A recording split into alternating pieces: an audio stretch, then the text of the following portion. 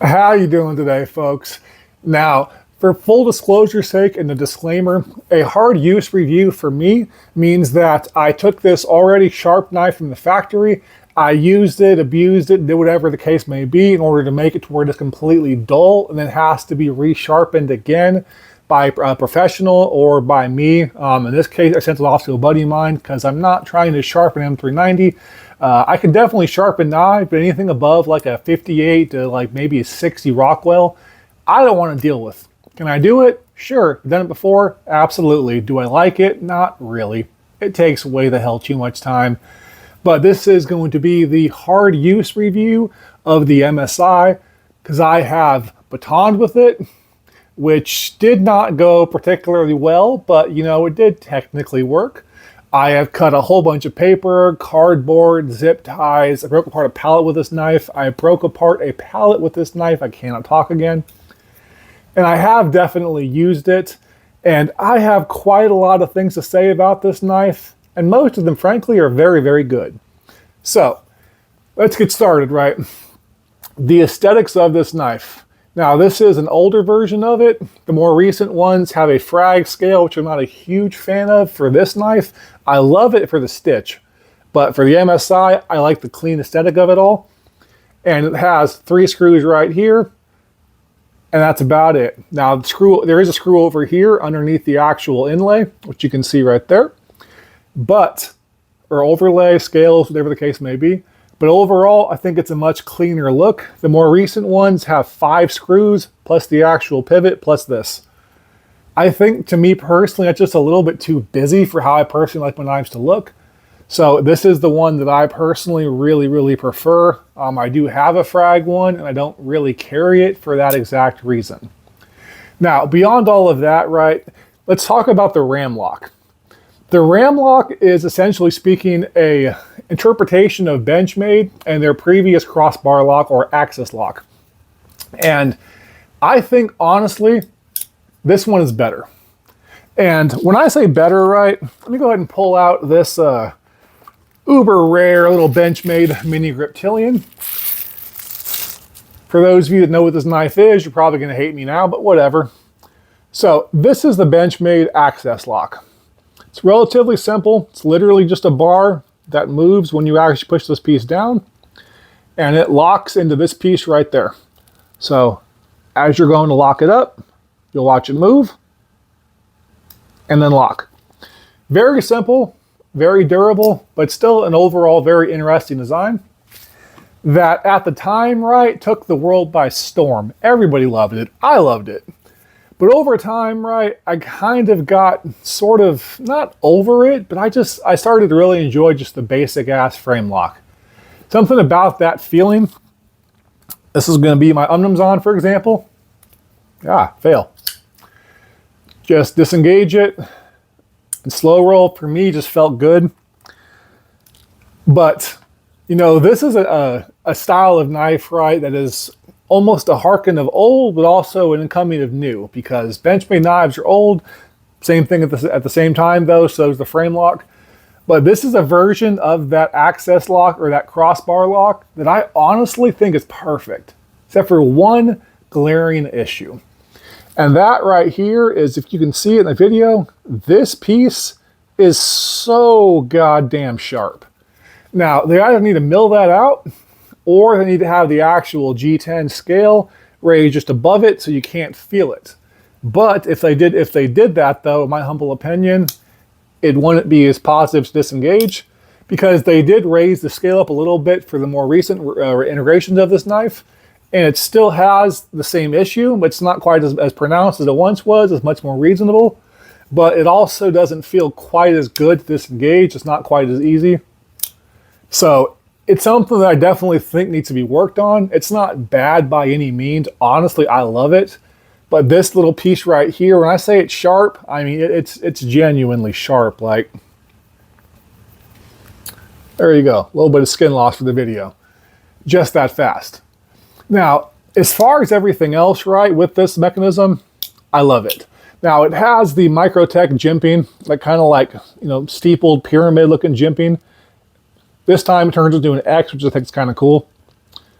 But it just sits in a way in your hand where you disengage it that it just feels good. It's positive, it's there. It's a little bit more substantial than the actual Axis lock itself, but it also just feels honestly better. Now, on the newer ones, they're a little smaller. I personally prefer this ram lock than the actual newer ones because I just like the way it feels more substantial in hand. But the newer one, right, is still 100% good to go. Now, as far as the ergonomics on this knife, for me, now mind you guys, I have size 2XL hands, so if you have, large hands, medium hands, small hands, XL hands, this is not going to be precisely accurate for you. So please keep that in mind. But for my size 2XL hands, this thing feels incredible. And I do mean like literally incredible. Now during really hard use, right, there are definitely hot spots. This knife did give me actual blisters, but it's not necessarily a knock on the knife. That's more the fact that it's not designed to do what I was doing with it, to be quite frank with you guys. But ergonomically, like just holding it casually, there's no hot spots. Everything feels perfect. The only issue I have a little bit is that there's jimping right here, which doesn't like lock your hand. It doesn't help anything like that. You can still feel it moving around if you pull it. And it does create, kind of a hot spot if you really bear down on it or you really want to hard use it. Like this does not feel good. So I don't know if it's supposed to be aesthetics or if they're just, honestly, I don't understand the purpose of this right here. It doesn't actually do anything. So if it just looks wise, it looks kind of cool, a little bit of texture, I get it. But as far as the actual form and function, I just prefer the function over the form, personally speaking. Now, as far as the actual blade, right? The blade is another one that I honestly love the edge geometry of this knife. Now, I've had this knife for maybe 3 months now, if I had to guess. And I'm not the first owner of this knife, to be very, very clear. This was used before me. It was never sharpened, but it was used, and it was used to an extent somewhat aggressively. So even though I received this knife pre-used and aggressively used, there was no damage, there was no issues at all. It was still a freaking laser beam, which is nuts, right? And then after extensive use, it was still a freaking laser beam. It took me literally batoning wood and doing dumb shit for this knife to get dull. Because at first, right, I was just trying to do basic EDC tasks, cutting reams and reams of cardboard, zip ties, stuff like that, right? But it wasn't getting dull. I was like, what the fuck? So then I batoned with it. I broke apart a pallet. I cut little pieces of sheet metal out with it. I went about cutting a hose apart, which pissed my girl off because I thought it was an unused hose. It was really dirty. Like, okay, this isn't being used. I guess it is. We're just in North Carolina, so it rains a lot here. So you don't really have to use a hose that much. They do kind of sit around until we get to our more drier seasons, which even though this is summertime, I guess it's not a dry season. I don't know. I'm new to all this shit, right? But she was angry. But I cut apart an entire hose with it, and only about midway through, maybe towards the actual back end of actually cutting apart that hose, did it actually start to get dull, and I started to really have to work with it. And then I got blisters because I was just sawing the shit apart, and my fingers were not okay with that. But prior to that point, that edge had held up amazing. There was no ergonomic problems with it. It felt fantastic. I've worn this both like this, I've used this knife both like this and with gloves. And honestly, it feels really good in both fashions, which is crazy because most knives either feel really good with gloves because they're designed that way or without because they're designed that way. Very few ever actually meet in the middle. And this does. This is a work knife, 100%. Now, I will say, with gloves on, with like big, thick deer hide gloves on, I cannot close this knife for the life of me. I was just doing this, and it wasn't going anywhere, and it was just driving me crazy, right? So for actually trying to like opening it's fine, right? But deploying it, I could not, for the life of me, close this knife. So I ended up having to take the glove off and I had to close it. But you know, that's a nitpick, right? That's not really all that important. The edge geometry for this knife is fantastic. It is a genuine laser beam. A Warring Cliff is a proven knife to cut. So if you want to be a warrior, if you want to be a mall ninja, if you're just an absolute badass operator, you want a folding knife that's really going to do damage, this thing, I would not want to be cut by it at all. It is absurd. So that's definitely a good thing. But as far as EDC tasks, again, a box destroyer, paper destroyer, it batoned wood, which, you know, okay. So, well, actually batoning the wood, right? It survived 8 strikes before this piece became disengaged. And then from that point forward, every time I smacked the bottom of it or the tip of it or whatever, right here, it disengaged. So I was like, all right, I'm going to break this knife, and I don't want to break this knife. But I also want to be clear, like we're talking about big, fat pieces of wood, not like a little bitty stick or whatever. Like I was just being stupid. But it still survived 8 strikes. Technically it survived, I think, 12 or 13 strikes. But again, everything after those 8 strikes, it disengaged immediately. So that's something that, you know, think about maybe if you want to baton with your knife, but you shouldn't baton with your knife anyways. So, you know, it should not be an issue. But as far as EDC tasks, good to go. Hard use tasks within reason, good to go. You know, if you want to chop a hose apart, piss off your girlfriend, really good to go, man. That works fantastic. But as far as just, right, an overall EDC knife, I love this. This is very quickly becoming one of my absolute favorite knives of all time. Now, to give you guys a little bit of an idea of where I was at prior to getting this knife, I had whittled down my collection from being about maybe like 600 or so to being about 200 or so. I'm about around 170 right now, right? And I'm trying to get all of those knives sold and to have a collection of between 15 or 20, but 15 or 20 knives that I really, and I mean really fucking love. And I had no hope at all of this knife making it there. But the very first moment I got it in hand, I was like, this fucking thing, right? Pulled it out and I was just, ooh. And from that moment on, I've loved this knife. I'm hoping that at some point in time get a custom version of this. I've talked to some folks to get like some titanium scales or whatever put on this, but it's kind of a hard process. Some folks do it, but their books are really far out. So it'll happen eventually. I'm just not quite sure when. But even in this basic ass G10, and yes, the polymer, right, the one that's where this knife becomes under $200 is also really good to go, especially if you want to go about getting it modified. Because you'll take these scales, you know, take them off or whatever, and basically have plastic scales, which aren't the greatest. They definitely do feel pretty good. They don't bend. They don't feel cheap or anything like that, like the bug out used to back in the day. But they're not the same thing as this G10. But my friend, Shepherd CC, Shepherd Custom Creations, is now making scales for this knife. And this is going to be sent out very, very soon. And it's going to be pimped the fuck out. And eventually I will get tie scales or brass scales. But for now, those Shepherd Custom Creations, either on my micarta or carbon fiber, are going to be amazing. And if your goal is to modify that knife, buying the one that's $150 from Microtech, or I think it's like $175, something like that, that's a steal. Because you're still getting M390, right? Which is a fantastic steal. This is M390 MK.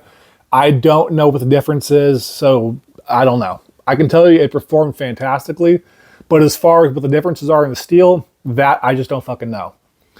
So you're getting a great platform, right? An amazing freaking lock. Fail. Let's try it again. An amazing lock. Too many goddamn screws. This right here is perfect. 5 screws overall. That's fucking ridiculous, but whatever. It is what it is.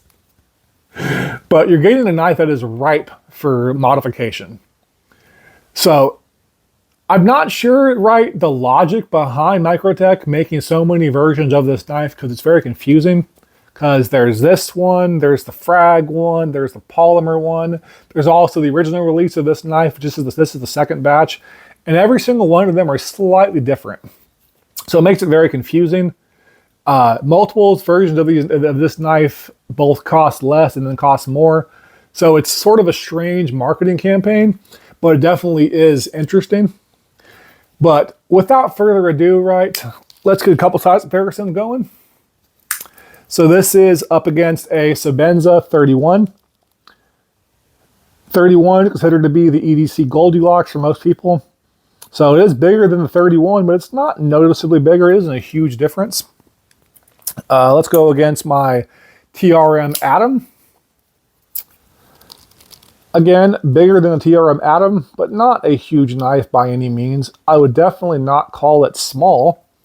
And it's definitely not fear-friendly. Because I pull this knife out, people get nervous. Let's do another Benchmade. This is the Benchmade Autofact. So they're actually pretty close to the same size. So that's a fairly good size comparison. The MSI looks like it's a little bit bigger, but I can't quite tell. The blade on the Autofact is so narrow, I'm kind of having a hard time seeing that shit. And let's go up against the very, very limited edition Griptilian, or Mini Griptilian. Much, much bigger than a Mini Griptilian. So, size-wise, definitely a full-size knife, but it is not like an absolute monster or anything like that. I have monster knives. This does not qualify, but it's definitely big enough to get work done. For self-defense, if you want to go that route. For EDC, if you want to go that route. For a fidget factor, ooh, I'm not even a fidget guy, y'all, and I fidget with this knife all the fucking time. So that should say a lot. Now, as far as my overall score, right, of the MSI for a hard use, I actually went back and forth a lot on this, right? Because I was like, okay, well, you know, it has a couple different problems here and there, but, you know, still a great knife. So maybe like a 9, 9.5. You know what, man? I'm going to give the MSI, as far as a hard use review, a 10 out of 10. As far as an EDC, maybe an 8, maybe a 9. It's still good to go, right? But this thing very much, I feel like, is designed to work. And it works amazing. And me being a user, this to me is incredible. I absolutely freaking love this knife. So for me personally, it is a 10 out of 10. Based on your category of use, it might be less. So just full disclosure on that. But for me, as far as a long-term, semi-long-term, you know, that's inaccurate. As far as a hard use review, 10 out of 10. I love this knife. I have complaints, but they're small ones, and nothing takes away how good this knife feels to use, how much joy it brings me, and how much I'm really looking forward to getting this goddamn boot off my fucking broken-ass ankle so I can go outside and work some more. Because I love using this knife. I love this knife. You know, I was thinking, right, the knife game was getting pretty dry, nothing new coming out that was really interesting me. And then I got this, and it reinvigorated my whole different thing to where I want more knives. I want to try new things, man, because I thought that knife originally looked fucking stupid. I did not care about it at all. I got it in hand on a trade that I wasn't even really trying to do, and I loved it. And this knife is never going anywhere. It's going to be a piece of my collection for a very, very long time. 10 out of 10, you know, 2 thumbs up. I love it. I think you will as well. Now, as always, folks, I love you all. Please take care, and bye-bye.